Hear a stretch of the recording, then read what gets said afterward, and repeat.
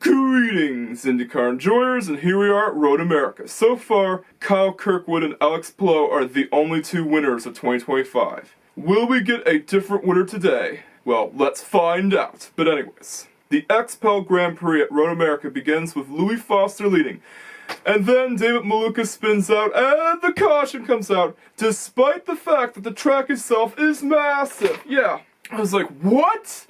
A full course yellow on a 4-mile long road course? Well, I think it's where the safety crews are deployed. Like, the safety crews are deployed in an area where it is an issue for other cars speeding by, so they gotta get that safety crew thing sorted out. 'Cause at least with tracks like Gateway and Iowa and Indianapolis, it actually makes sense to put on the full course yellow, considering that they're much shorter tracks than Road America, but Road America is like 4 miles long, and that shouldn't be much of an issue.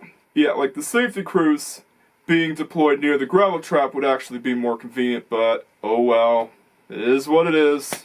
To be fair, it's hard for Malukas to come out of the gravel trap on his own, but I still feel bad for Malukas having a bad day so far. I'm always rooting for him. Several drivers come down to pit road under caution. But anyways, the race restarts with Foster continuing to lead. And then just like that, Scotty Mack overtook Foster and is now in the lead. Palou is currently running in 6th. Holy crapper. Will Power jumps up to 4th. And then another caution comes out with Robert Schwartzman losing control. Oh, come on. Another one. Yeah, like I said, I always get upset whenever caution happens, especially on Road America where it's like 4 miles long. At least it's not rain delay like Pocono. How many times have the Pocono NASCAR races been affected by rain? Way too many. Hold up! Palou managed to get past Will Power and is now in 4th, but anyways. I hope that the race restarts with a full lap this time around, and the race restarts with McLaughlin continuing to lead. Palou attempted to pass Lundgaard only for him to get blocked.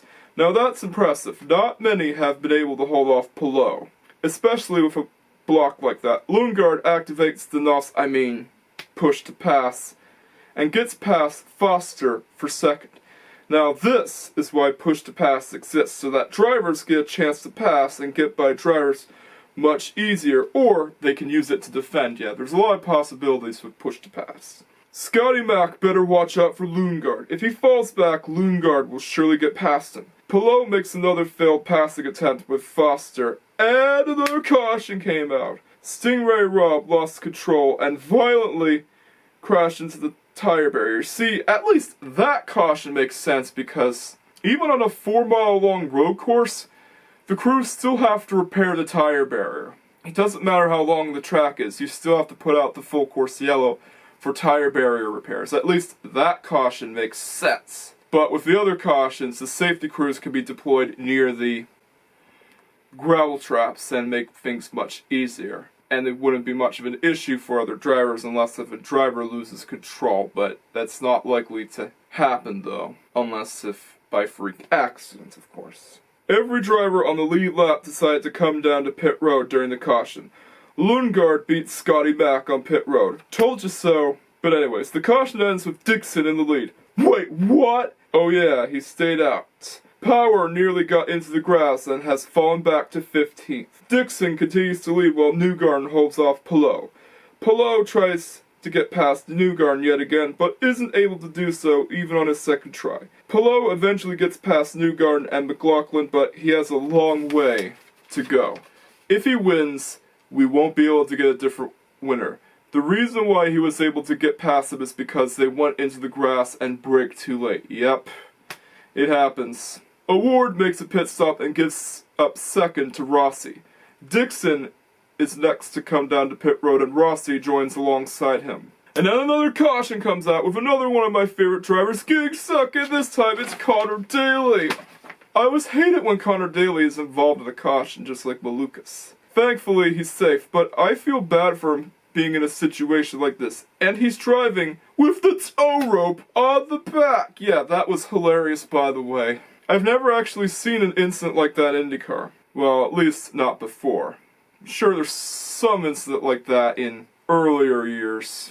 Let me know in the comments if you can find any tow rope incidents. Several drivers come down to pit road, and Palou is first to come out. Lundgaard is now in the lead, and the race restarts with him and Kirkwood battling for the lead. Kirkwood got past him for a brief moment until he made a mistake and gave up the lead to Lundgaard. Meanwhile, Rossi and Dixon battle for 7th, and there's contact with them. Dixon managed to clear him. Newgarden and Rossi continue to go at it, and he now has to deal with Malukas. Lundgaard comes down to pit road and gives up the lead to Kirkwood. Ah crap, Willpower was so close to causing another caution as he went into the grass. Thankfully he saves it. Kirkwood comes down to pit road to get fresh rubber and gas. Dixon is currently leading while Rosenqvist manages to get past Kirkwood. Oh no! Newgarden spins out and causes yet another caution as he lost control and wrecked his car! Dang, he was looking good until that happened. Luckily, his car was still operational despite the damage. Although he still had to go down to pit road to get his car back to the garage. Doesn't mean he's still in the race. He's out of the race because it's damaged to the point that you're out of the race. Yeah, pretty sad for Penske, isn't it? Several drivers come down to pit road yet again. Newgarden is now out of the race. Yep, he's out of the race because of the damage. But anyways, the caution ends with Dixon leading and Rossi defending 2nd from Palou. Christian Lundgaard lost control while he had to deal with Colton Herta. Be thankful he hasn't caused that caution. Scotty Mack gets overtaken by Ferrucci. Alexander Rossi comes down to pit road, and because of that, Palou is in 2nd. Scott Dixon is next to come down to pit road, and Palou is now in the lead. But don't get your hopes up just yet, as he still has to make another pit stop. Told you so. Palou comes down to pit road with just 15 to go at Road America, and 50 to go at Road America is like the equivalent of 50 to go on an oval. Award comes down to pit road to make his final pit stop of the day. Expect Kirkwood and Rosenqvist to come down next. And as expected, Rosenqvist is next to come down to pit road and Kirkwood joins in alongside him. Armstrong is now in the lead. Malukas comes down to pit road and Dixon is back in the lead. CGR is running 1-2 with 4 to go. Rossi comes down to pit road. Even with 3 to go, Dixon and Palou still stay out. Dixon makes a sudden pit stop and Palou is in the lead. On the final lap, it's a game of fuel saving for Palou, and just like that, all hopes of a different driver winning come crashing down as Palou somehow managed to survive enough fuel to make it on the final lap. Nobody knows how he did it, but it's still impressive that he did. And he knows, well, he knew what he was doing, because he is the masterful driver. He is the masterclass driver. A lot of drivers ran out of fuel, whereas Palou is still going. But anyways, this race gets an 8 out of 10. Again, it's not the hybrid system. He's just that good, and so is Kirkwood. And I find it surprising that Kirkwood is beating Colton Herta, considering that Colton Herta is the star driver of Andretti Global. Think about it, he's the son of Brian Herta, and he's on his way to getting a super license, a Formula 1 super license, yet Kyle Kirkwood is beating him. And it's pretty much like Piastri beating Norris. Yeah. But at least Palou does make sense to be the star driver, considering that he is on the verge of winning his 4th championship. The next race is at Mid-Ohio, and it doesn't take place until July 6th. So we'll have to wait 2 weeks until the next IndyCar race comes underway and see another driver besides Palou and Kirkwood take their first win of the season. Oh well. At least Solo Cups will have a good time partying. Yeah, they'll have a good party, man. But anyways, I'm going to sign off. And don't forget to like, comment, subscribe, and hit that notification bell just in case you haven't already done so. Catch you guys next time, and peace out.